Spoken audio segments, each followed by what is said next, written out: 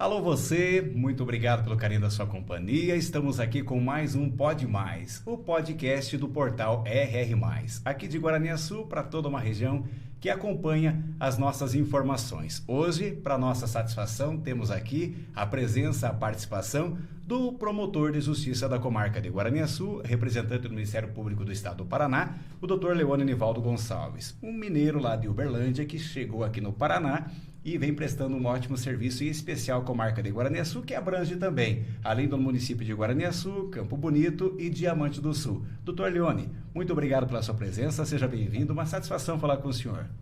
Boa tarde, Ed, boa tarde aos telespectadores aqui do podcast da RR+. Agradecer aqui as palavras elogiosas, também cumprimento o Marcelo que está aqui nos bastidores da gravação. Agradeço tanto as palavras quanto a oportunidade de comparecer aqui, né? E batermos esse papo aqui, nessa entrevista, para que possa esclarecer para a população sobre o que consiste o trabalho do Ministério Público, a nossa atuação, o que tem sido feito na comarca nos últimos 3 anos e meio já que eu atuo aqui. Então, vamos começar aí. E para começar, vamos deixar esse assunto um pouco mais técnico, doutor, de lado, porque tenho certeza que muitos dos espectadores que nos acompanham querem conhecer um pouquinho mais da vida desse mineiro, como eu disse, lá de Minas Gerais, o doutor Leone. Doutor Leone, o que o levou, né, a decidir por essa carreira do Ministério Público, a carreira do direito, da justiça, mas assim, voltando um pouco antes, o senhor lá na infância, o senhor veio de uma família com quantos irmãos? Como é que é a sua família? Qual é a sua origem? Exato, Ed. Eu nasci em Uberlândia, fica na região do Triângulo Mineiro, ali onde eu morei a minha vida inteira até ser aprovado aqui no concurso e mudar para o estado do Paraná. Ao longo do tempo, na escola, ali no ensino médio, acabava tendo mais uma afinidade com as disciplinas do ramo das humanas. Gostava bastante de ler livros, revistas, jornais e acabou encaminhando a graduação para o ramo do direito. Minha família não tem, ali meus pais são profissionais da área da saúde, tenho uma irmã também que enveredou pela área da saúde, não havia ali nenhuma influência para que eu seguisse a carreira jurídica, mas também nenhuma pressão para seguir a carreira da medicina, da saúde. Então, acabou que essa questão do gosto pela leitura, da curiosidade, me recordo em tempos de pré-vestibular, de ir em livrarias e via ali os códigos, já sentia aquela atração, ficava lendo. E acabou aí por conseguir ingressar na Universidade Federal de Uberlândia, do meu próprio município, onde eu cursei a faculdade de Direito. E uma curiosidade, nos 5 anos fiz diversos estágios e trabalhos, mas seja por questão de carga horária, de incompatibilidade, não foi possível fazer estágio no Ministério Público. Cheguei a trabalhar no Poder Executivo, em autarquias do governo do Estado, estágio com juízes, na vara de família, na justiça do trabalho, porém sempre ficou faltava ter atuado ali na promotoria.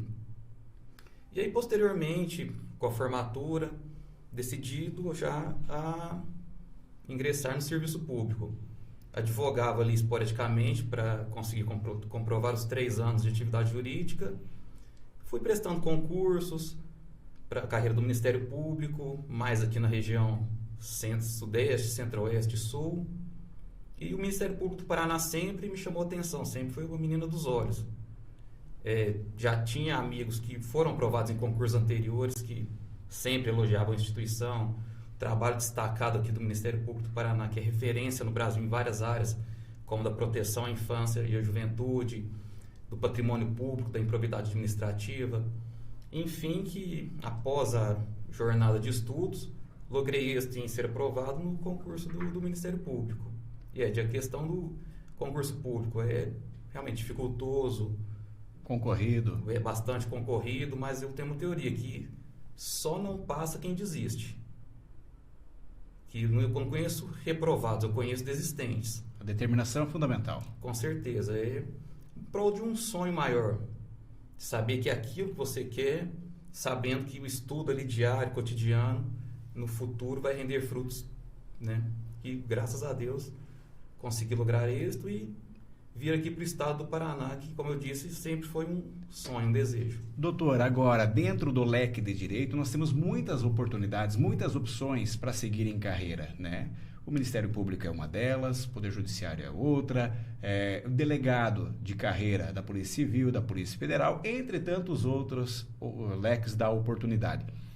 Agora, o senhor, em específico, sempre teve aquela atração pelo Ministério Público. Exato. Cheguei a prestar concurso para Polícia Civil, até como forma de ver e testar o estudo, preparatório, se estava indo, uma preparação, um treino, mas sempre almejava o caminho final do Ministério Público. Tanto que após a aprovação aqui no nosso MP do Paraná, o estudo para concurso público foi aposentado. Não me atraiu nem outra carreira, nem outra unidade da federação. Vou tentar voltar para casa em Minas, passar num estado, num lugar mais perto, ali que seja Goiás, São Paulo, que são nossos vizinhos, não. Já estava completamente realizado no campo concursal, sabendo que a partir daí começaria uma nova história, uma nova jornada no trabalho. Mas ali, a aprovação no concurso do Ministério Público do Paraná encerrou uma fase. Uma vez aprovado no concurso, já como representante do Ministério Público do Estado do Paraná, o senhor atuou em diversas comarcas, como substituto ou como titular. Como é que foi esse processo? De até uma curiosidade, eu posso falar que eu conheço mais o Estado do Paraná do que o meu estado de origem, Minas Gerais. Através do trabalho, das designações que eram recebidas aqui no Ministério Público, trabalhei em diversas regiões, praticamente fechando o estado. No começo da carreira, nós ingressamos como promotores substitutos. Ou seja, ali um colega vai tirar uma licença médica, você vai lá e fica o tempo na promotoria dele substituindo. Posteriormente, uma colega fica 6 meses afastada com licença maternidade, novamente o substituto assume as funções. Então, jogo rápido aqui, iniciei na região litorânea do estado, região metropolitana ali na comarca de Pontal do Paraná. Posteriormente, já mesmo na substituição, que acaba que nós recebemos designações da Procuradoria e dá uma semana ali, você tem que ir para lá, se virar. Posteriormente, vim aqui mais para a região centro-oeste, digamos, na comarca de Goiôerê, onde respondia também pelas comarcas de Ubiratã, Mamborê, Formosa do Oeste. Posteriormente, ainda na substituição, conheci a região norte, região de São João do Ivaí, Marilândia do Sul. Até que chegou o momento da promoção para a comarca de entrância inicial.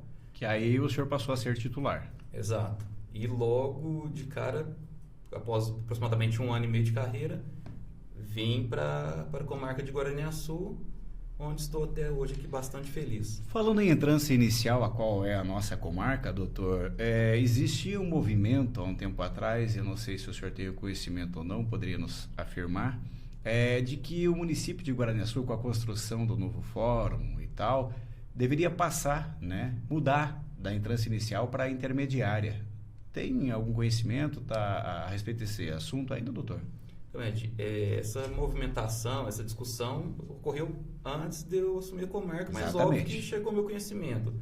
Eu acredito que no momento deu uma arrefecida, até porque não depende só da vontade, depende de uma lei complementar ser editada na Assembleia Legislativa, posteriormente a sanção do governador do estado, mas em volume de serviço, a comarca de Guaraniaçu, numa entrância inicial, chega a empatar ou até mesmo superar algumas intermediárias. O volume de trabalho. Exato. E qual que seria também a consequência prática dessa elevação de entrância?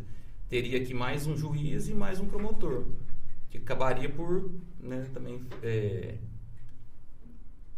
não facilitar o trabalho, mas racionalizar de uma forma melhor as divisões e atribuições. Por outro lado, doutor, fazendo a alternância de inicial para intermediária, ela não faria com que outros municípios da região também viessem a pertencer a essa comarca? Caso de Ibema, Catanduvas, que tem a sua comarca hoje, ficaria com a região lá de Três Barras do Paraná, ou os outros municípios também passariam a ser atendidos aqui, com a situação da mudança para a entrância intermediária? Eu acredito que por esse projeto que chegou a ser discutido, o município de Ibema, que atualmente pertence à comarca de Catanduvas, seria desmembrado e anexado a essa nova comarca de entrância intermediária que surgiria aqui em Guaraniaçu. E aí seria mais um motivo para que, como seria um acréscimo de população, os processos de Ibema também viriam, seria mais uma razão para a nomeação de mais um juiz e um promotor. Muito bem. Doutor, o senhor citou aqui que já fazem 3 anos e meio que o senhor está aqui na nossa comarca, à frente como titular. A gente tem acompanhado o seu trabalho desde que o senhor chegou, né, no município, percebe da sua preocupação, né, em todas as esferas, criminal, administrativa, infância e juventude, que também são áreas que envolvem uma atuação do Ministério Público, mas em se tratando em número de processos, são muitos processos resolvidos e pendentes nesse lapso de tempo? Exatamente. Aproximadamente são distribuídas novas causas aqui na comarca em torno de 2.500 processos por ano. Mas por óbvio que vem os residuais dos anos anteriores. Então sempre um número muito elevado. Com relação à atuação da Promotoria de Justiça no ano de 2021, foram emitidas manifestações em número de 8.000. Não necessariamente 8.000 processos, que um mesmo processo pode gerar mais de uma manifestação. Uma alegação final, no começo a denúncia, posteriormente a alegação final, eventual recurso. Mas o ano de 2021 foi bastante assoberbado, acredito eu, até que por um represamento de feitos, audiências, inquéritos, em razão da pandemia em 2021, ocorreu esse número maior de processos. Aproximadamente isso, né? Em todas essas esferas, como você disse, o carro-chefe aqui é o criminal. Posso te afirmar aqui que entre 60% e 70% dos feitos aqui na comarca dizem respeito ao crime, mas as outras matérias não são menos importantes, como você ressaltou. Patrimônio público, a infância, direito da saúde, meio ambiente, consumidor, família, sucessões. Doutor, e dentre esses processos, esses casos já resolvidos e que a gente também acompanhou a grande maioria, com grande êxito aí por parte da sua atuação representando, como se fosse a acusação, né? O Ministério Público está lá para defender a família que se sentiu lesada, prejudicada com a perca do ente, em várias situações. Esse foi só um exemplo.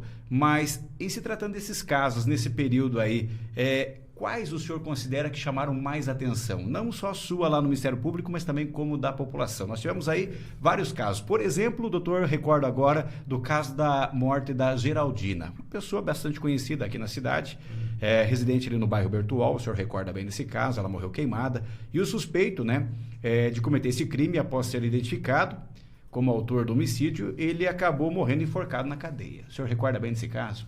Sim, Ed. Só pegando um gancho aí, essa questão, a população tem muitas vezes a percepção que é o promotor de acusação. O promotor está lá para acusar. Não deixa de estar errado, porque a origem do termo promotor de acusação remonta ao Código Criminal do Império. Lá até de porque a vítima, teoricamente, o paciente, o réu, ele tem lá, né, o seu defensor contratado pela família ou por ele mesmo, né? Exato. E voltando... Que seria a defesa, né? Exato. Porque aí tem a questão dessa nomenclatura. O promotor de acusação. A origem, lá em 1800, do Código Criminal do Império, tinha essa denominação. Mas hoje, se você pega uma manifestação o nome do cargo, qual é? Promotor de justiça. Exatamente. Não é uma acusação, uma condenação a qualquer custo. Como você disse, caso no processo criminal, que acaba sendo o que mais a população pode entender mais fácil, o acusado ali, o réu, caso ele não tenha condições financeiras de constituir um advogado, o Estado nomeia um defensor da ativa e embolsa e paga os honorários posteriormente desse advogado. Mas muitas vezes esse acusado ele pode ter 2 advogados. O promotor de justiça, caso ele entenda ali no primeiro momento, havia indícios suficientes para que fosse iniciada uma ação penal. Entretanto, ao longo da instrução surgiram provas que essa pessoa é inocente. O Ministério Público não fica vinculado a pedir a condenação. Ele pode chegar nas suas razões finais, nas suas alegações e pedir a absolvição. Exatamente. Então, com certeza, o carro-chefe do Ministério Público é esse, é a defesa da sociedade. Um caso também que a gente pode falar é a questão da legítima defesa. Exato. Aí já vamos entrar nessa questão que você disse aí, do tribunal do júri. Acaba sendo, o júri... Conselho de sentença? Isso, é a vitrine do promotor de justiça. Por mais que o gabinete está de portas abertas para o atendimento ao público, eu faça visitas em escolas, para palestras, em hospitais, instituições. É um outro trabalho paralelo que o senhor também faz. Exato. Né, doutor? Tendo esse contato com a população, acaba que o júri traz essa atração, porque, igual, esse tema da morte, a população, não que gosta, mas tem um fascínio, digamos, igual na novela, no filme, quem matou, quem foi a vítima, sempre dá um ibope, não é?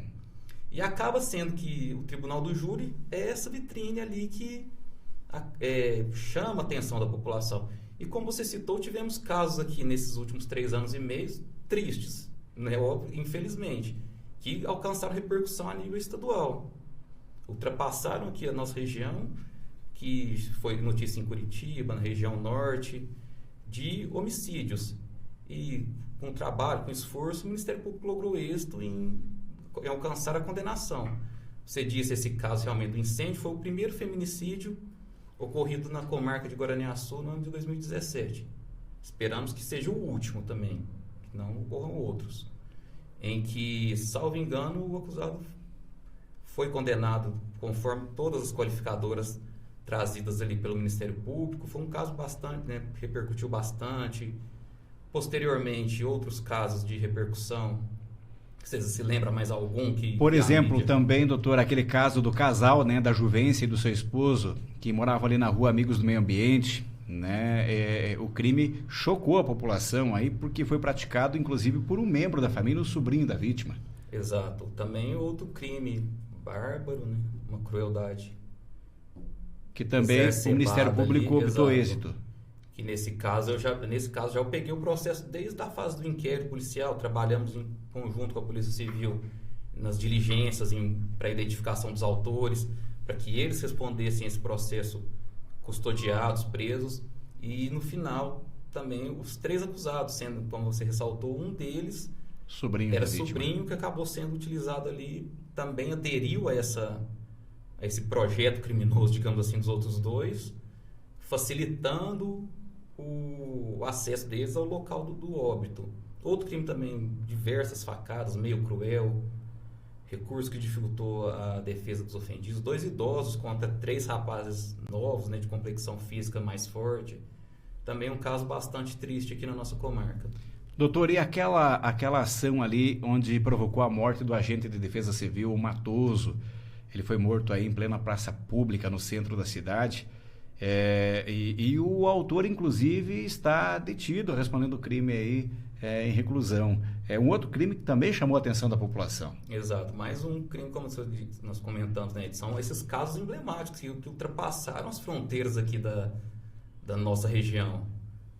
Aí esse ainda teve um agravante que foi cometido na noite do dia 24 de dezembro. Véspera de Natal. Véspera de Natal, onde que espera-se solidariedade, empatia, amor entre as pessoas. Confraternização. Exato. Ninguém espera que vai ser assassinado na noite de Natal em um dos principais pontos da cidade. Esse caso também, o acusado, ocorreu uma atuação célere, né? Logo já foi preso também em flagrante, respondeu seu processo preso.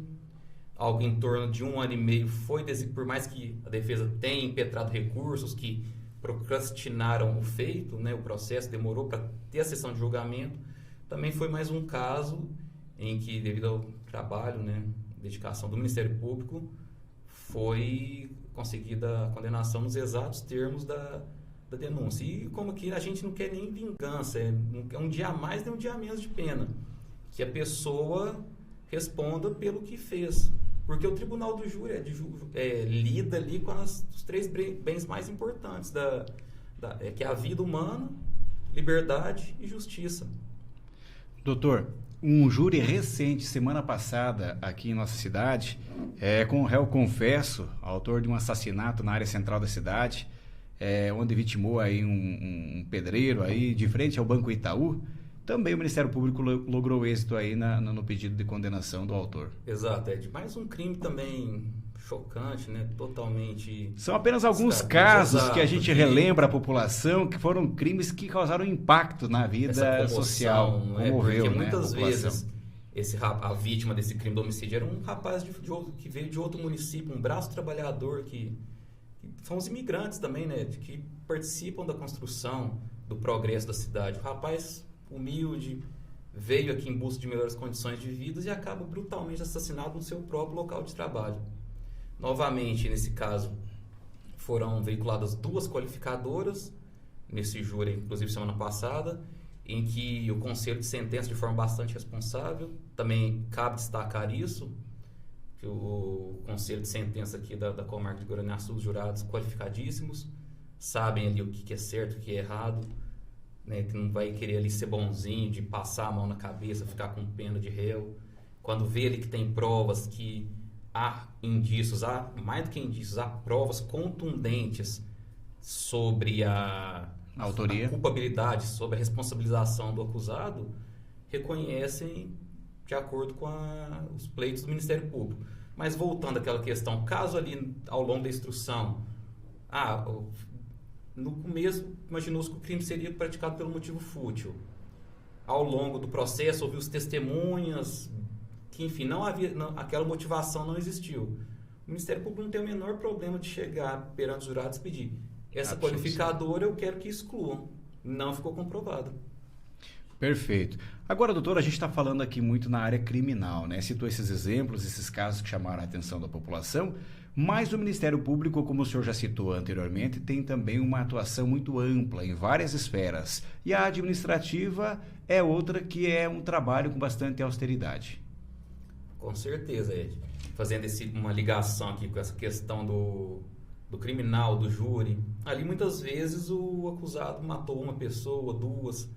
A questão do patrimônio público, da improbidade administrativa e corrupção é muito mais grave. Muitas vezes, um desvio de verba, uma concussão, que seja, uma corrupção ativa, não mata uma pessoa, acaba matando diversas, porque tira a merenda da criança na escola, tira o remédio do idoso, tira a vaga do hospital. Então, é uma das atuações mais importantes, primordiais do Ministério Público, que é a defesa do patrimônio público, né, do erário. E se dá das diversas formas, através do inquérito civil, que é conduzido dentro da Promotoria de Justiça. A partir daí pode-se ajuizar uma ação civil pública. Entretanto, o intuito, o escopo do Ministério Público na sua atuação não é simplesmente punir. Muitas vezes houve ali um desvio de verba, digamos, de forma culposa. Não houve um dolo do agente se locupletar do patrimônio público. É possível que seja celebrado um TAC, em que haja a restituição desses valores e o pagamento de uma multa. Novamente, é uma atuação bastante destacada. Hoje, na comarca de Guaraniaçu, envolvendo os 3 municípios e dos mais diversos agentes públicos, em ações civis públicas ajuizadas pelo Ministério Público, buscam o ressarcimento ao erário de aproximadamente R$ 3.800.000, dos mais diversos, dos 3 municípios e dos mais diversos agentes públicos, até porque o Ministério Público não tem partido. Hoje temos, então, um grande volume de processos voltado a essa área.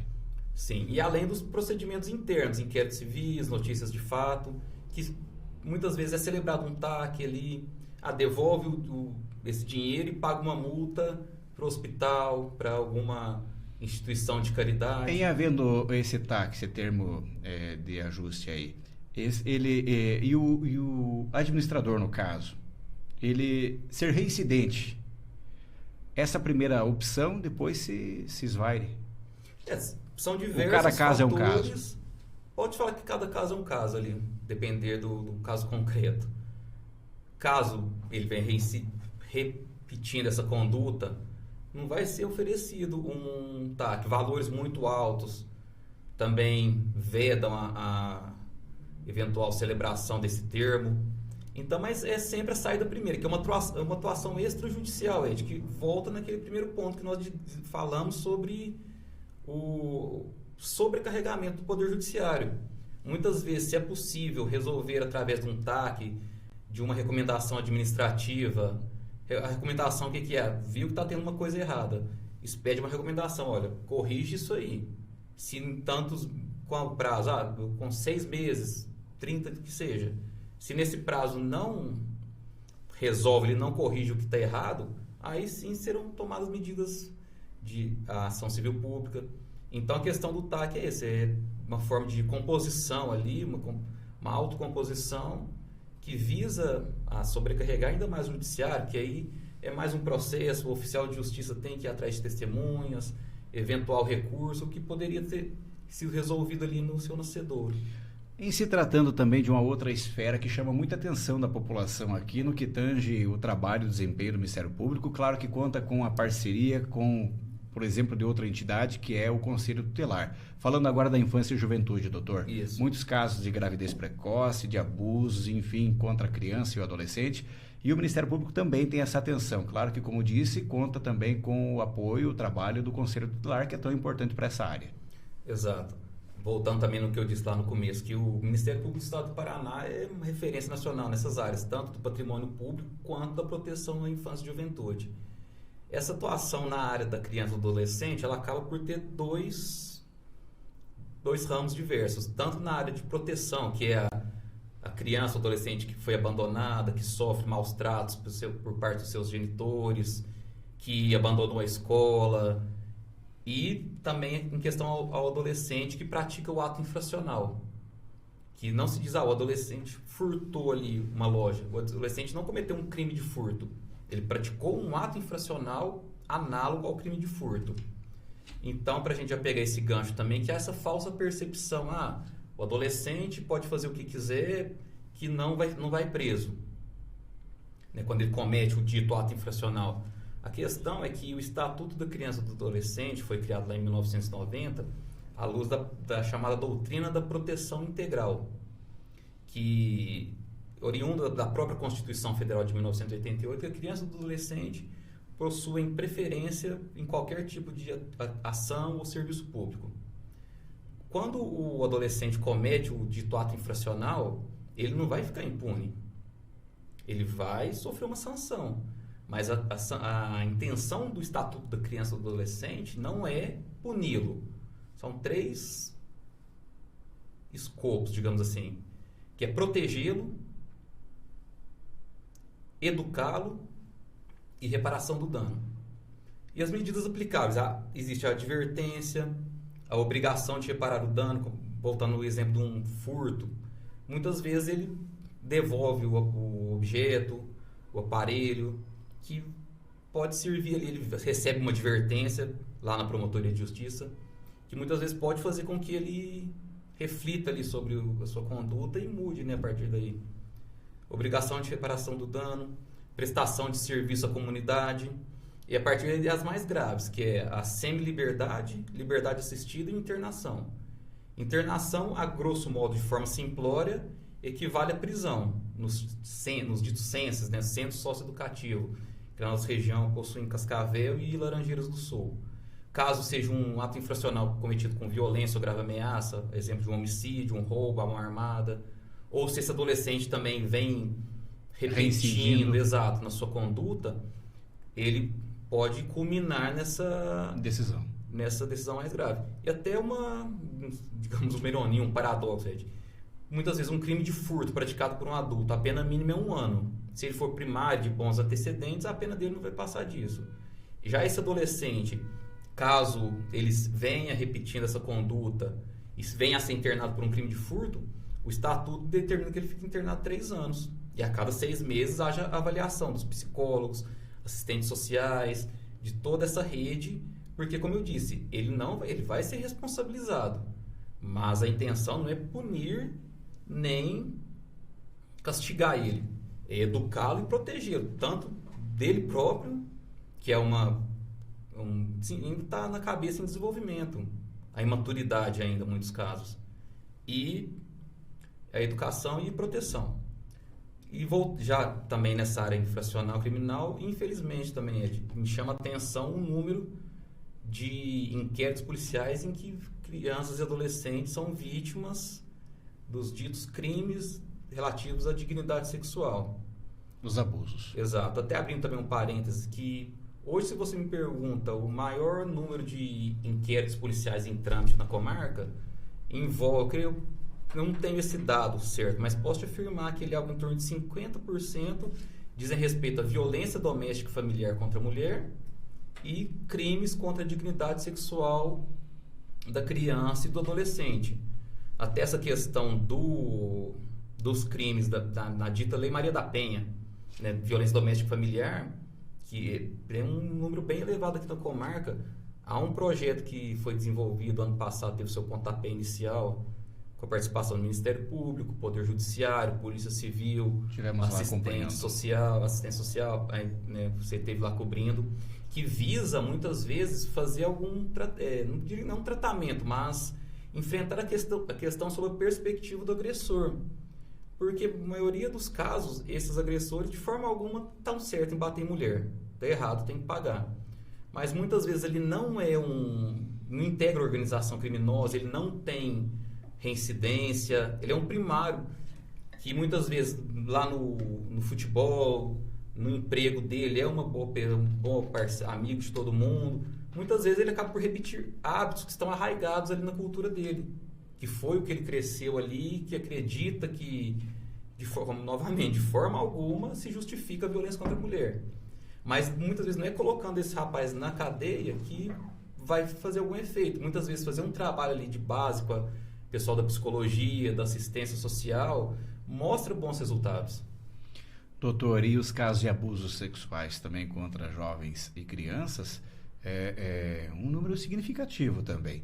E a participação, a denúncia da população ao saber de questões como essa, junto ao Ministério Público e também à Polícia Civil e Militar, é importante para sanar esse tipo de problema dentro daquela família. Com certeza, porque de forma triste, né, muitos casos, o violador dessas crianças e adolescentes está dentro de casa. Incrível, né? Então não tem para onde essa vítima correr. Ele talvez fala na escola, ou o pessoal não acredita, ou não vou meter a colher, né, digamos, não vou me intrometer. Não é isso. A atuação da população é fundamental, procurando seja o próprio Ministério Público, o Conselho Tutelar, a Polícia Civil, porque não pode de forma alguma esses agressores saírem impunes. Então, muitas vezes um trabalho que é eficaz, quando nós comparecemos em escolas para proferir alguma palestra, fazer alguma exposição sobre essa questão das crianças e adolescentes, o que acontece ali, que não pode, determinadas condutas, pai, avô, tio, vizinho, não pode fazer isso com a criança, que é errado. Passa ali algo em torno de 15 dias a um mês, o número de inquéritos há um aumento. Porque aparecem esse pessoal, as denúncias. Exatamente, se sentem encorajados ou muitas vezes não sabem que é errado. A criança acredita ali que pode morar num interior mais afastado, que determinados comportamentos aí dessas pessoas mais velhas seja normal e que não configura um crime, que é errado. Então é um trabalho bem interessante. Essa visita às escolas com palestras, exposições, acaba por aumentar esse número de denúncias e a consequente punição, né, desses agressores. Doutor Leone, o senhor comentou lá no início que já são 3 anos e meio que o senhor está aqui na comarca de Guaraniaçu. E como foi chegar aqui e como foi a sua recepção? Como está sendo o convívio com a nossa comunidade? Exato, Ed. Como eu falei, após o período da substituição, né, que você ficava ali de uma certa forma itinerante entre as comarcas, houve a promoção para a comarca de entrância inicial. Devo ser sincero, não conhecia a comarca de Guaraniaçu, o município de Guaraniaçu e os demais integrantes da comarca. Por óbvio que ali você sente uma nova responsabilidade. Se você ser o titular da promotoria, um volume de processos maiores, muitas vezes ali no começo você tentando acertar acaba por bater a cabeça até achar o caminho, mas nessa questão da atuação profissional também, acaba que sempre tive servidores, assessores, oficial de promotoria, estagiários extremamente qualificados e capacitados, que nos ajudam ali diariamente a enfrentar essa sobrecarga. Em relação ao acolhido da população, aqui uma população acolhedora, bastante justa, pessoas trabalhadoras, honestas, que não toleram coisas erradas, não gostam de bagunça, e pude desenvolver aqui, acredito, uma relação de confiança e amizade com a população, mostrando, muitas vezes ninguém é perfeito, muitas vezes ali na atuação cotidiana ocorrem erros e acertos, mas com certeza sempre buscando fazer o melhor para a nossa população. Agora, em razão da função, do cargo ao qual o senhor ocupa, me refiro também na questão social. Permite que o senhor frequente clubes, que o senhor tenha assim, uma amizade mais próxima com as pessoas, forme essa empatia, essa simpatia, essa convivência social? Esse fato da função que o senhor ocupa e a participação e frequência nesses ambientes? Sim, o promotor de justiça é um cidadão como outro qualquer ali. Gosta de assistir seu futebol, fazer um churrasco, conversar com a turma. Jogar um truco. Exato. Mas tem um truco mineiro e paranaense, né? Tem. Eu acho que o paranaense é o mais correto, viu? Vai puxar pro seu lado. Mas não impede, Ed, que haja esse convívio, essa boa relação, boa vizinhança, exato, porque, como eu disse, nós estamos aqui para servir a população. Muitas vezes você não tem nome, é o promotor. Exatamente. Né? O pessoal nem sabe o seu nome, que é o promotor. Mas eu nunca tive essa questão, me considero um habitante aqui, uma pessoa comum, normal, como qualquer um aqui de nós todos. Doutor, e essa situação do promotor normalmente ficar um período em uma comarca e depois ele ser promovido para outra, existe um prazo normal? Como é que está a situação do doutor Leone aqui em Guaraniaçu? Já são 3 anos e meio de convivência, uma convivência harmoniosa com a nossa comarca. Então, Ed, a questão de esses 3 anos e meio ocorre ao próprio andamento da carreira. Porque antigamente havia muitas aposentadorias, criações de carga, acabava que a rotatividade era maior. Mas nesses últimos anos não houve tanta essa movimentação, que acabou que eu ficasse parado aqui pelos 3 anos e meio, que não me incomoda, né? Como eu disse, tento e procuro desenvolver um bom trabalho aqui, mas é natural da carreira também procurar o crescimento, que seria a promoção para a comarca de entrância intermediária. A cada troca é entendido como se fosse uma promoção. Exato. É possível a dita remoção, que seria na mesma instância, que são entre as comarcas de entrância inicial. Por exemplo, aqui na região temos Catanduvas. Se eu quisesse mudar para lá, caso abrisse vaga, seria uma remoção. Mas ao longo de todo esse trabalho nunca me interessou remover na inicial e aguardar que surgisse oportunidade em uma comarca de maior porte. Porque, como eu disse, eu gostava aqui da região, procurava desenvolver um bom trabalho, então fui me adaptando e prossegui. Mas a questão da progressão para a intermediária é natural da carreira. Faz parte. Então quer Isso. dizer que questão de tempo também o Dr. Leone pode ser promovido para uma outra entrância intermediária e buscar novos ares e nos deixar aqui em Guaraniaçu. Exato. Mas esse carinho da população, do município, do local, essa experiência de vida, você vai levar para todo, né? Com certeza, todo sempre. Não é que o pessoal não tem que ficar bravo caso eu venha a ser promovido, que é natural da carreira buscar, até porque aqui a gente é o dito clínico geral, né? A gente trabalha com tudo, criminal, infância, e nessas intermediárias acaba que são promotorias mais especializadas.